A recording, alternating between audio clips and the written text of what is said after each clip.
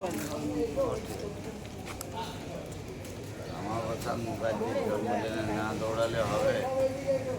তো ভাবছি কোনো মাথাটা দৌড় লাগিয়ে দিয়েছে।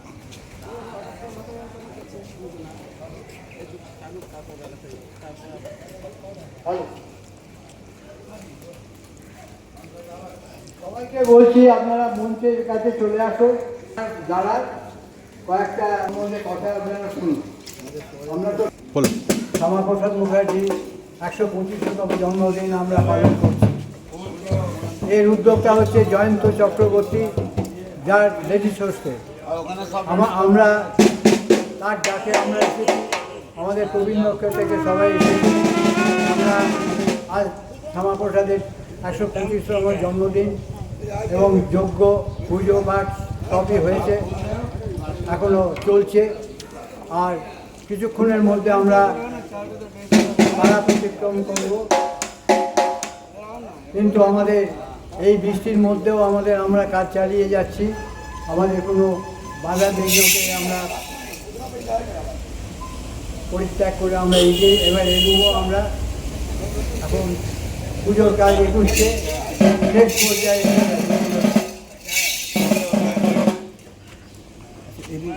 একটু বেরিয়ে এই বিক্রম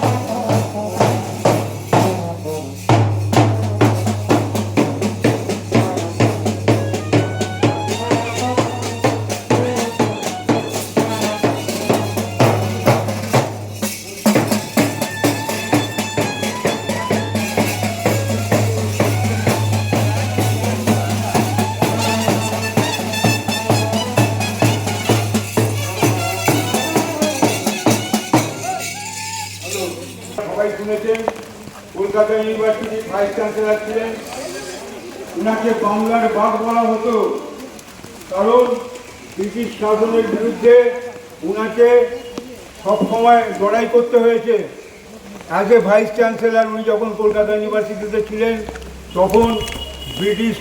তখন আমাদের পরাধীন ভারতবর্ষে থেকে উনি ভাইস চ্যান্সেলর হয়ে ব্রিটিশ গভর্নমেন্টের সমস্ত রকম অপশাসনের বিরুদ্ধে লড়াই করেছিলেন এবং উনার সন্তান হিসেবে আজকে আমরা শ্যামাপ্রসাদকে পেয়েছি। বাংলার বাঘ আশুতোষ মুখোপাধ্যায় তার সন্তান, উনি বাঘই বটেন, কারণ সন্তান হিসেবে উনি বাঘই বটেন এবং উনি আজকে আমাদের পশ্চিমবঙ্গবাসী তার প্রতি শ্রদ্ধা নিবেদন করছে একটাই কারণে, যে কারণে আজকে পশ্চিমবঙ্গের এই মাটিতে দাঁড়িয়ে আমরা যে কথাগুলো বলতে পারছি একমাত্র ওনার জন্যই। এই পশ্চিমবঙ্গটা, এই কলকাতাটা হয়তো থাকতো না, তখন এমনই একটা পরিস্থিতির সৃষ্টি হয়েছিল, উনি সেটাকে রক্ষা করেছেন বলেই আজকে আমরা আমাদের বড় বড় নেতারা, রাজনৈতিক নেতারা থেকে শুরু করে বড় বড় শিক্ষাবিদরা সবাই আজকে আমরা আমাদের নিজেদের স্বাধীনতা অর্জন করেছি এবং আমাদের স্বাধীন বক্তব্যগুলো আমরা রাখতে পারছি।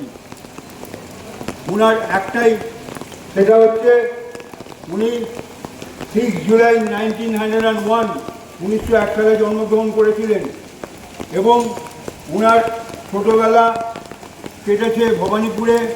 সেখানে মিত্র ইনস্টিটিউশনে উনি পড়াশোনা করেছেন। 33 বছর বয়সে উনি ভাইস চ্যান্সেলর হয়েছেন কলকাতা ইউনিভার্সিটি। উনি একাধারে শিক্ষাবিদ, আইনজীবী এবং পলিটিশিয়ান, সুযোগ্য পলিটিশিয়ান, সুযোগ্য রাজনীতিবিদ।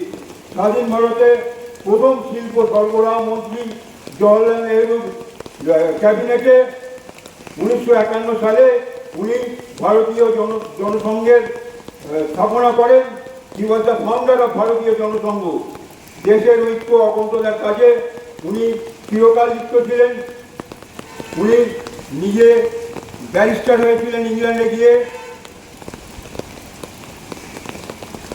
এবং উনি ক্যালকাটা ইউনিভার্সিটি থেকে বাংলায় MA পাস করেছিলেন এবং প্রেসিডেন্সি কলেজ থেকে উনি ইংলিশে অনার্স নিয়ে পাস করেছিলেন, ফার্স্ট ক্লাস পেয়েছিলেন।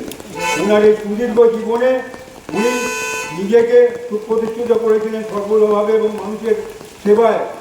আজকে তাকে আমরা প্রণাম জানাতে পেরে নিজেরা কৃতার্থ বোধ করছি। হ্যাঁ, এবং ওনার শ্রীনগরে 1953 সালের 6 জুলাই ওনার যে মৃত্যু ঘটেছিল শ্রীনগরের জেলে, সেটা আজও রহস্যাবৃত হয়ে আছে আমাদের কাছে। এই বলে আমার বক্তব্য আমি শেষ করলাম। সুন্দর সুবক্তব্য রাখলেন আমাদের কবির দাস মহাশয়। আমি আমাদের প্রতিনিয়ত থেকে জগন্নাথ দাসকে ডেকে নিচ্ছি এই বৃষ্টির মধ্যে দু চার কথায় বলতে। আপনারা এই বৃষ্টির মধ্যে যে দাঁড়িয়ে আছেন, আপনাদের ধন্যবাদ জানাচ্ছি। ধন্যবাদ। ডক্টর শ্যামাপ্রসাদ মুখোপাধ্যায়ের 125তম জন্মদিনে তাকে অন্তরের শ্রদ্ধাঞ্জলি নিবেদন করছি। আপনারা একটু আগে শুনছিলেন ডক্টর শ্যামাপ্রসাদ মুখোপাধ্যায়ের কথা। তিনি একজন বিশিষ্ট শিক্ষাবিদ এবং প্যাট্রিয়ট ছিলেন। আমরা গ্রামে দেখেছি তার ডক্টর শ্যামাপ্রসাদ মুখার্জি কলকাতা ইউনিভার্সিটির সর্বকনিষ্ঠ ভাইস চ্যান্সেলর ছিলেন। উনি মাত্র 33 বছর বয়সে তিনি কলকাতা ইউনিভার্সিটির ভাইস চ্যান্সেলর নিযুক্ত হন। তার আগে তিনি ইংরেজিতে গোল্ড মেডেলিস্ট ছিলেন, পাস করেছেন ইংলিশ লিটারেচারে কলকাতা ইউনিভার্সিটি থেকেই। তারপর তিনি লন্ডনে গিয়ে ব্যারিস্টারি করেন। তারপর শিক্ষাবিদ হিসেবে তাকে আমরা দেখতে পাই।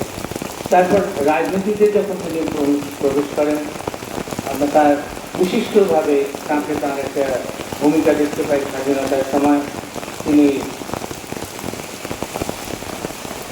হিন্দু মহাসভার অধ্যক্ষ হিসেবে ভারতের পার্টিশনের সময় বিশিষ্টভাবে একটি কাজ করেছিলেন। পশ্চিমবঙ্গের রূপকার হিসেবে তাকে এই জন্য বলা যেতে পারে যে পশ্চিমবঙ্গ তখন বাংলা পুরো পাকিস্তানের মধ্যে চলে যাবে, এইরকম একটি সমস্যা এসে দাঁড়ায়। তখন হিন্দু বাঙালি বাংলার মধ্যে সংখ্যায় কম থাকায় তাদের হয়ে বলবার মতো কেউ ছিল না। সেই হিন্দু মহাসভার অধ্যক্ষ হিসেবে একরকম দেবতার মতো কাজ করেছিলেন এই ডক্টর শ্যামাপ্রসাদ মুখোপাধ্যায়। তার চেষ্টাতেই আজকে পশ্চিমবঙ্গ ভারতবর্ষের অন্তর্ভুক্ত হয়েছে এবং আমরা সবাই স্বাধীনভাবে আমাদের জীবনযাপন করছি। পরবর্তীকালে তিনি জনসংঘ প্রতিষ্ঠা করেন। ভারতবর্ষের রাজনীতিতে আমরা তাকে দেখতে পাই দিল্লিতে তিনি জওহরলাল নেহরুর মন্ত্রিসভায় ইন্ডাস্ট্রিয়াল মিনিস্টার হিসেবে কাজ করেছিলেন। তাঁর চেষ্টায় চিত্তরঞ্জন লোকোমোটিভ তৈরি হয় এবং হিন্দুস্তান এয়ারোনটিক্যাল তৈরি হয় এবং ভারতবর্ষের এই সমস্ত শিল্পের ক্ষেত্রে তাঁর অবদান আমরা দেখতে পেয়ে থাকি। আজকে তাকে তাঁর জন্মদিনে আমরা তাকে শ্রদ্ধার সঙ্গে স্মরণ করার সুযোগ পেলাম। তার জন্য ধন্যবাদ জানাই। এগুলো আমার বক্তব্য শেষ করি।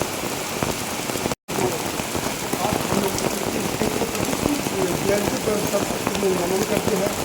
मैं इतना ही बोलना चाहूँगा कि श्यामाप्रसाद मुखर्जी अगर नहीं होते तो आज हम लोग बंगाल की धरती पर बंगाल की धरती पर हम लोग आज कोलकाता में जिस जगह खड़े हैं, ये आज पूर्वी बांग्लादेश के अंदर में कमाई हो गया होता। इस बारे में हम लोग को तो आज तक हम लोग जानने नहीं है। आज अब हम लोग ध्यान देने की जरूरत है।